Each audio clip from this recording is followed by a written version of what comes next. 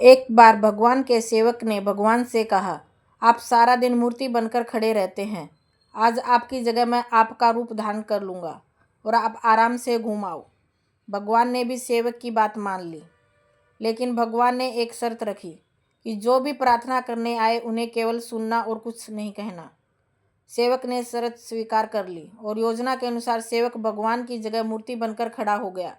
पहला व्यक्ति जो मंदिर में आया वह एक व्यापारी था। उसने भगवान से कहा, भगवान मैंने नया कारखाना खोला है, कृपया उसे सफल बनाइए। व्यापारी माथा टेकता है और तभी उसका बटुआ गिर जाता है। वह बटुआ गिराकर बिना देखे चला जाता है। सेवक बेचैन हो जाता है और वह सोचता है कि व्यापारी को बता दे कि उसका बटुआ गिर गया है, लेकिन भगवान की शर्तों के अनुसार वह कुछ नहीं करता। कुछ समय बाद एक गरीब आदमी आता है और भगवान से कहता है, भगवान घर में खाने के लिए कुछ नहीं है, कृपया हमारी मदद करें। भगवान के सामने बटुआ पड़ा होता है। वह गरीब आदमी भगवान का धन्यवाद करता है और बटुआ उठाकर चला जाता है। फिर एक नाविक आता है और कहता है, भगवान मैं 15 दिनों के लिए समुद्र की यात्रा पर जा रहा हूँ, कृपया मेरी यात्रा में कोई समस्या न हो। ठीक उसी समय व्यापारी पुलिस के साथ आता है और कहता है, यह नाविक मेरा बटुआ चुराकर भागा है। पुलिस नाविक को पकड़कर ले जाती है। इसी बीच सेवक बोल पड़ता है, बटुआ गरीब आदमी ने चुराया है। इसके बाद गरीब आदमी को पकड़कर जेल में भेज दिया जाता है। रात को भगवान लौटते हैं और सेवक खुशी खुशी पूरा किस्सा सुनाता है। भगवान मुस्कुराते हुए कहते हैं, तुमने किसी का भला नहीं किया बल्कि सब कुछ बिगाड़ दिया।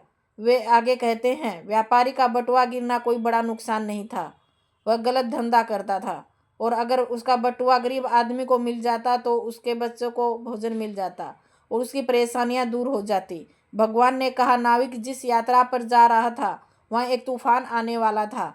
अगर वह जेल में होता तो उसकी जान बच जाती और उसकी पत्नी विधवा होने से बच जाती।